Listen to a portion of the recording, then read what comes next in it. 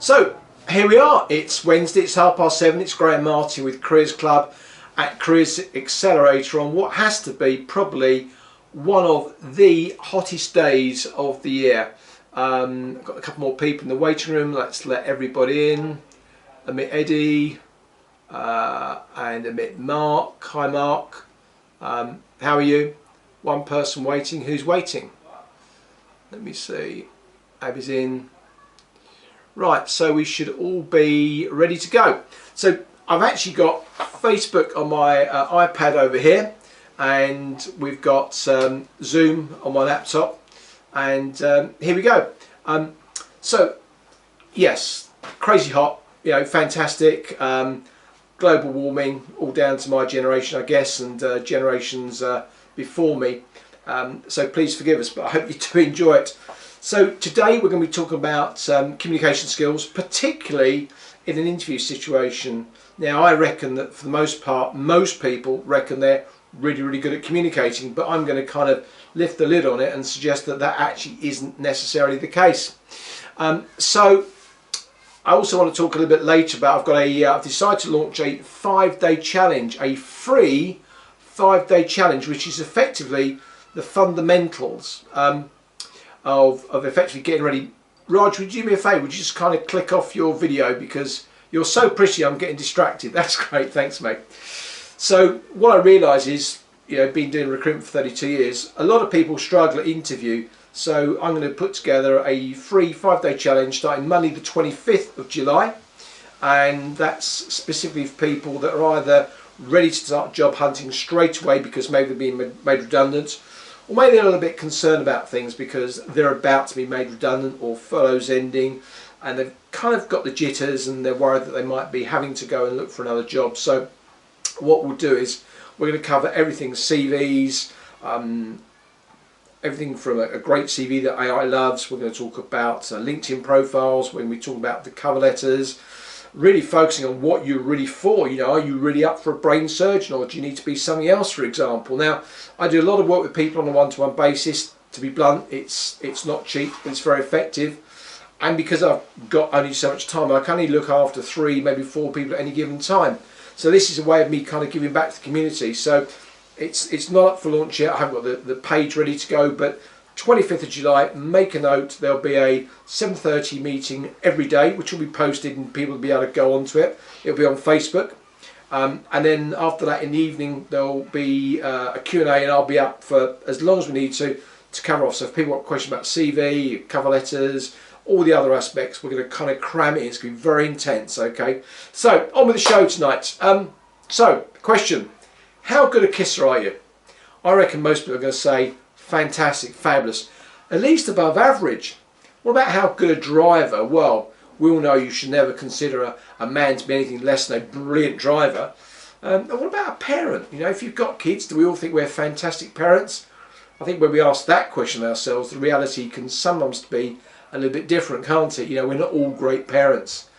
But in terms of communication, I think, and having looked at, can you imagine the number of CVs over 32 years, most people think they're brilliant at communication. Well, guess what? They're not. If we think about the bell curve, well, this is weird, it's the other way around, isn't it? There we go. So if we think about the bell curve, let's do it that way. There you go. Then we know that 10% can be brilliant, 10% can be pretty lousy, or maybe 20 and 20. But actually the middle bit, the 60%, those are the people that are kind of average. Now, let me explain to you why. I'm going to talk to you this evening about the 4 main personality types and why we are always one of those types, and that's why we tend to click with about 25% of the people that we meet on a regular basis. Kind of makes sense, doesn't it? We just kind of know when some people are our cup of tea. We click with them, they're part of our tribe. Whatever we say, probably they get it already. So why is that? What's going on? Is there some kind of subconscious communication that's going on? In fact, I think that's the case. I think there is some subconscious confirmation going on. Look at this. This is working. David Roy, where are you? David, I'm in Zoom. I should be on, this should be coming through right now on Facebook Live. I did press the button. Or didn't I? David, if I'm not there, could you let me know on this? because if I haven't done it, I'm going to have to go back and repost it. I'm thinking actually I didn't do it on Facebook. Let me do it on Facebook, David. Let me just go more. Here we go. Sorry guys, this is kind of real life, isn't it, man? More live on Facebook. That's what we want, live on Facebook. Are we live on Facebook? I do hope we are.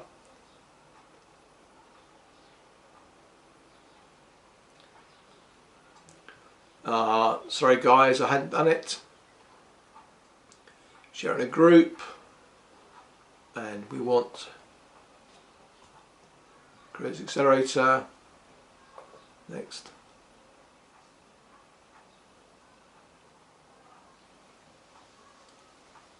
It's coming.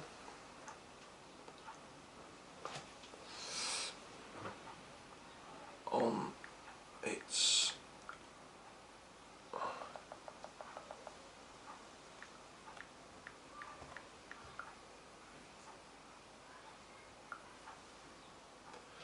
right, there we go. We are on Facebook and we're on Zoom. I'm just going to get this down. Right. Sorry guys, kind of feel I've got to start again for those on Zoom. I'm so sorry, David and others. You should be able to see me now. If you can, David, can you send me a little message? Okay, fantastic, good. So we've got a lot of us on Zoom, and I'm really sorry I didn't do the right thing for Facebook. So, communication skills, we tend to click with 1 in 4 people most of the time. And that's because we are one of 4 main personality types. So today what I'm going to do is I'm going to lift the lid on that and explain to you why we don't click with the other 3 out of 4 most of the time and how you can do so. What about that? Imagine the ability to kind of communicate with people much more effectively. Wouldn't that be useful, not just generally in life, but in terms of an interview situation? So here we have the 4 main personality types. Sadly there's no O, but it is DISC, D-I-S-C. So what do they stand for? Well, D is for dominance, I is for influence, S is for stability, and C is for compliance. I kind of want to do this right now. Not very professional, made me chuckle. So what do we mean by this? Why are we in 4 main personality types? Now if you look at psychometric profiling, there's lots of different models out there. I use DISC, there's McQuaid, Myers-Briggs, Belbin. There's also a lovely one by a friend of mine called James Knight, K-N-I-T, G-H-T, and he runs a little business called IMA, IMA, and just look up that, James Knight IMA, and there's a free test to help you work out what you are. And rather than D-I-S-C, he talks about colours, he talks about a high red, he talks about a high orange, he talks about a high green, and lastly a high blue. So I've used those kind of colours right now in my explanation. So first off, D is for dominance. So how do you know if you're being interviewed or you've met somebody who's a high D? Well, let's think about firstly their job title. D is also for director, isn't it? So often, not always, but often directors, particularly managing directors, sales directors, people who like to be in charge are a high D. And you can tend to tell a little bit about what they wear. Now, they'll wear pretty much whatever they want to wear. Doesn't matter if they're subscribing to a uniform that everybody else does within the office. If everybody's casual or everybody's wearing a suit, they'll do something completely different. They're as likely to come in a 3-piece Savile Row suit as they are in jeans or board shorts and a t-shirt. I always like to think about people in terms of what they wear in terms of jewellery and so forth. Now, a high D might wear a watch, it might be an expensive watch, it might be a cheapo, it doesn't matter. For him, it just tells the time. Okay, so don't get too hooked up on that. They probably won't have lots of bling bling jewellery or necklaces or earrings if it's a lady. Although guys wear earrings too, of course. Look at a high D's desk. Well, it tends to be quite functional. There might be files on the floor. Pretty much he or she knows where everything is. But what you're looking for as a high D is a very domineering, direct, assertive communication style. And if you're talking to a high D, you should ask them questions, very brief questions, and allow them to answer. Never ever interrupt, please, because they'll shoot you down. and a high D's response should give you just what you need to know. Now sadly, some high D's can be a little bit bullying. So how do you think they respond? Do you think they like to deal with people that are simpering and crying and quaking in the boots? Of course not. They like to deal with other people who are also high D. So if you're going to have a meeting with a high D, a managing director, now there might not be a managing director who's a high D, they might be a high I or a high C. We'll come to that in a little while. So just looking at other, there we go, we've got David there. So when we think about the issue of dealing with high Ds, they're as likely to meet you in the car park or in the car or maybe a conference room or the boardroom or a warehouse as they are in their office or somebody else's office. They just don't care, okay? For them, the only thing they want to know is, can you do the job? They are not really interested in your background, what your interests are, you know, what your family's like, what you do in your spare time. They're just laser focused on, you know, can you do the job? Can you do it for us? And can you do it for the money? And when can you start if you are the right person? And I think the phrase is, they don't suffer fools gladly, if you know that phrase. It kind of alludes to people being a little bit arrogant, a little bit rude. But you know what? A lot of my friends are high Ds. They get things done, but they will break a few eggs in the process, if you understand that analogy. So if we think about the high D, domineering, directive, certainly very, very assertive. Now, what about the high I? The high I. Now, these are the influencers in our world. Often, but not always, sales directors, people that started a business. They tend to be people that are quite flamboyant, outgoing, very positive, cheerful, confident. They really do like to show you how great they are. Now, they might have had perhaps a really expensive watch on their wrist. They might be wearing a nice silk blouse or some lovely jewellery. Or if you imagine where their desk is behind, they're going to have pictures of them with family on the skiing trip, maybe winning some national award for a sales thing, and they'll be very, very proud to give you their business card. And it's very important to them what their title is. And if you do some work in advance, if you Google them, look on LinkedIn, you'll see that they've gone through progression, probably through to sales director. Whereas the managing director probably won't give you his business card. If you ask him, he might offer it, but he's probably thinking, well, why? You know, I know who you are. You don't need to know who I am. I'll get back to you. So can you see the differences there?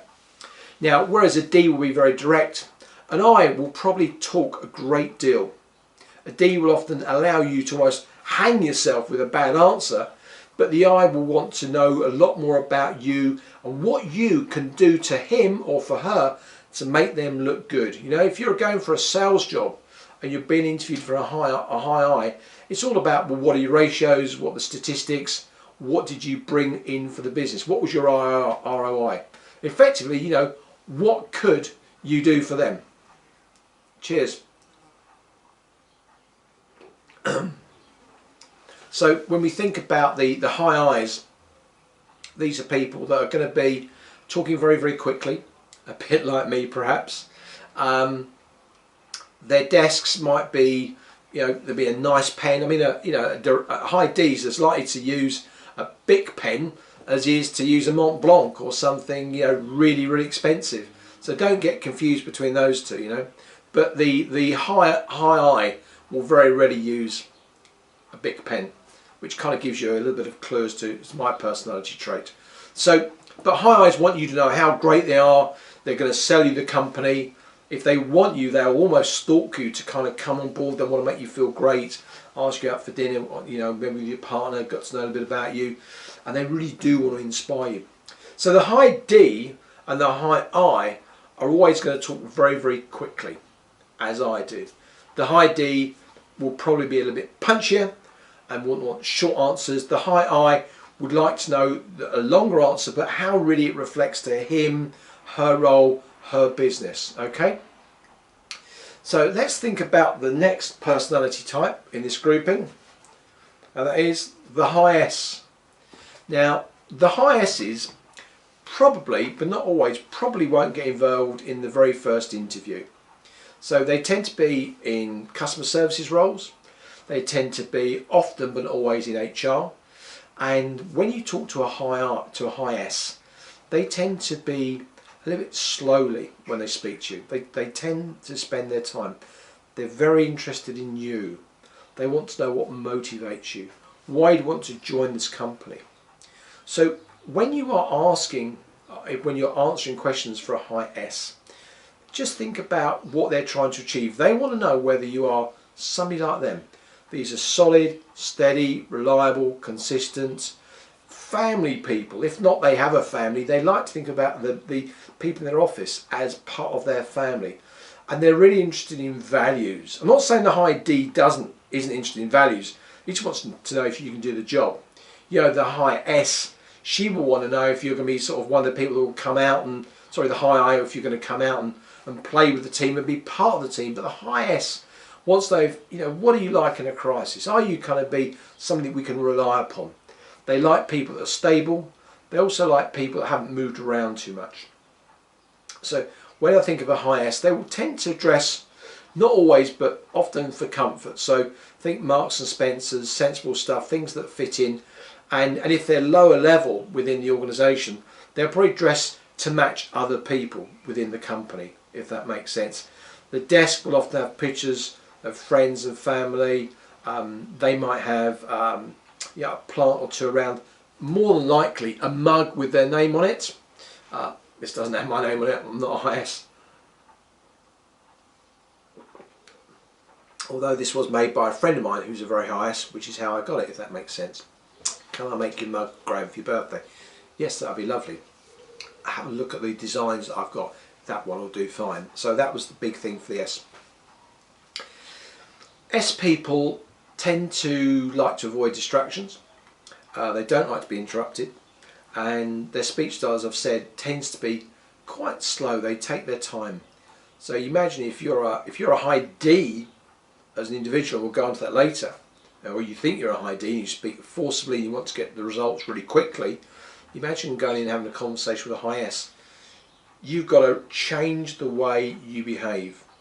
So it's all about what personality type you are and what kind of personality type you're sitting in front of. Of course, the confusion comes when you're in front of 2, 3, or maybe even 4 people. So very much crucial that you think about who you're sitting in front of. And you know, if you got an invitation before, you can work out the job title, check them out on LinkedIn and so forth. So speech styles are very important. Dress styles and what people got around their office. The highest is it'll be a comfortable place to work. Now lastly, but definitely not least, the high C. Now the high C's can often get confused with a high D, because for them it's about detail, it's about attention to detail and focus and precision. So if they'll ask you a question, it might be quite laboured, but it'll be detail rich. And you should pause before you give your answer. And at the end of your answer, you should always say to a high C, is that enough? Do you need more information for me? Now, the high C, like the high S, will tend to speak slowly. You'll get far more high C people in a situation of power than you will high S's, but not through drive. They'll be there through process, systems and compliance. So think accountants, finance directors, technical engineers, or some of those entrepreneurs that have started businesses with a tech bias.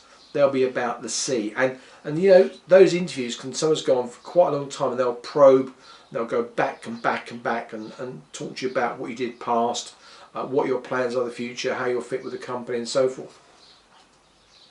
Any more people coming in? No, I think we're all fine for this lot. Hi Dave, still there? I hope so. If we then think about the high C's desk, well, you know, it's going to be neat, tidy, probably a single notepad or a book or a diary and a couple of pens. Again, he won't care what he's working with. By the way, the high S has probably been given a pen by a friend, a member of the family and so forth. But the high C almost invariably will use a Bic or maybe a technical pencil if he's you know, working in that kind of engineering environment. The high C can sometimes get confused with the highest in terms of dress style. They will invariably not be wearing flamboyant clothes. They'll be wearing neat, clean, very tidy, and they won't always want to be as flamboyant as the high I, who's wearing Armani or Hugo Boss, whereas the high C will be buying for practicality. Doesn't mean he might not be buying expensive, but he'll be buying expensive because it lasts a lot longer than cheap, if that makes sense. A watch invariably will be practical. If they're wearing a very smart or flamboyant tie, don't get confused. It's probably been bought for them by a member of the family, maybe one of the children that's asked them to wear that. I remember interviewing an accountant some years ago, a guy called Kevin actually, and he just looked like a typical accountant. Smart briefcase, shiny black shoes, blue shirt, dark grey jacket and trousers. But he had this really flamboyant tie on. And I said to him, Kevin, the tie, I'm kind of confused. You didn't buy it, did you? He smiled, he said, no, my daughter, who's 13, bought it. She said, it's going to be a lucky tie for you, Dad. So he wore the tie and he got the job. So maybe she wasn't right to buy him a lucky tie. So, desk, the high C, very clean, very neat, very tidy. Probably give you the business card. As I say, the speech style will be quite slow, laboured, but it's about precision. So, wouldn't it be nice though if we could communicate with all these people quickly? Well, you can. You can draw a list. Start to think about this. You could put up a list together of the people that you know in your family, in your business, your network of friends, and just start to think who they are. So we've got Raj here. Now, I'll ask you later, Raj, what Gavin is. I think you might be quite surprised actually. And remember that some people like me, we might be one personality type, but we might modify our behaviour in certain situations. So you might find you've got a very domineering individual, and I've got a few clients like that, but because they're aware that they're forceful, they'll slow down the language, and they might not be quite as in your face. But the style of conversation and the style of questions will be exactly as per their personality type. So how about this? What about this? Okay, so this is the reality of life. Now, if you look at my personality type, I am D over I with a low S and a flick up C. So what about that? Now, you're never going to be able to get this all in one meeting. Just go for the first thing. But I'm just going to talk to you a little bit about things. So if you can look here at the red, starting for the D, what have we got here? Domineering, blunt, to the point, assertive, but also, quite an influencer. Good with people, likes to engage with people. Down here, probably likes to do lots of things at a time, a real multitasker, and has got a flick up or an inclination towards being compliant. So, when you start to get into this, and bear in mind, I've been using this process for 25 years, so I've seen a lot of people done a lot of profiling. People are never that simple, When people say, oh, I'm a high D, I'm a high I, I'm a high S or a high C, well, there are also other elements. And you might be a high D with a low I. Now, a low I doesn't mean that you're not very good at being an I, it just means that there's a flip of personality type. So a lot of Ds, very domineering, very assertive, very blunt, but actually, not very flamboyant, quite shy people, just want to get the job done, spend a lot of time, might not have many friends or family members. And maybe they like to do a lot of work very, very quickly. And maybe they're not great at process. I mean, someone like myself, I'm not brilliant at process. I have people to help me get things done. Always been the case. And you get other people who, and we're going to look at the I, shall we? So the high I, the flamboyant, outgoing, cheerful, positive person with a fairly high D, and maybe the high I has got a busy S, lots to do, but actually very, very low on the compliance. So a lot of people I know, my ex-director Karen, when she first started with me years ago, 23, 24 years ago, Karen, if you're watching, cheers. Her processes weren't very good. She'd come from a bank, she was very compliant driven, and she felt for a while that she should just lose the process. So she did that, and then after a period of time, she realised that she must go back to that. So people do change their personality types at given times. Raj, I can't remember yours actually. We'll probably dig it out somewhere. So what about somebody who's green? Okay, solid, steady, reliable, consistent, great in a crisis, can be stubborn. If you mess around with these people too often, you know what? You're going to really annoy them. They'll cut you off. They're like dead to them, if that makes sense. And highest aren't always high C, but often are. and high S often be quite low when it comes to influence. You know, imagine that the high S is people may be in accounts, HR, customer service, typing on the phone. And the high S people, if you imagine, probably tend to be kind of in the kitchen at the party, whereas the high I will be on the table, or he'll be the one leading the conga. The high D's probably left early because, you know, he's seen a few people. And the high C will go, but he'll just be interested in meeting certain people and probably a close coterie of close-knit friends, and more likely because of a desire to maintain control, definitely not drunk, if that makes sense. So we look at the high C there. You know, tend to be high S as well. You don't very often get high C's compliant people that juggle lots of things at a given time. You do get some, and if you do, it's called a genius or a flick up C. About 5% of the population are like that. And of course, if we look at the high C again, oftentimes fairly low I, quite introverted, and sometimes a moderate D. But they'll argue the point based upon not force of character, but upon logic, if that makes sense. So there we go. There's a lot to take on there, isn't there, when you think about it? So what I was going to say was, if somebody wants to, if they're interested in finding out, Raj, you can't do this because we've done it already, but we'll try and dig it out. If you're one of the first 3 people that email me, which is here, hello@careersaccelerator. This is the wrong way around to normal. hello@careersaccelerator.com. Then I'll send you the paperwork and you can fill it out, and I'll score it for you. It takes me about an hour and a half to do, everybody. And I normally charge about £150, so I'm going to do 3 people for nothing, just because it's a gift to you, if that's okay. So what have we got coming up? Lunch with Gavin tomorrow. Raj, you'll be on that. So Gavin Ingham, Lunch with Gavin. You can find him at iam10.com. And he's available on Zoom. He's got a Zoom meeting. Just go onto his site, gaviningham.net, specifically, you know, iam10.com. And Gavin's got this lovely show. It's Thursday, and it's 12 o'clock, just for half an hour. And he focuses really upon, you know, high performance approach, mental toughness, and also he shares a recipe. How about that? He's a great cook, so he cooks most nights for his kids and for his wife, and also you know, he does lunch every day for his kids, apart from Thursday because he's on the show with us. And he collects cars, a little dinky Matchbox toys and so forth. And what he does is he brings it on and says, so, you know, depending on how old you are, you know, which TV show, which film is this one for. So that's on tomorrow. I'll be back next Wednesday at 7:30. I'm so sorry for those of you watching it on Facebook. Sorry, David. It must have been a little bit painful for you. And for those of you on Zoom, you know, it's great that we're sharing this. Before we go, and I'm really keen, has anybody got anything you want to ask me at all? David, if you do it on Facebook, obviously you're a few minutes behind me. What have we got here? There should be a Q&A somewhere, I think.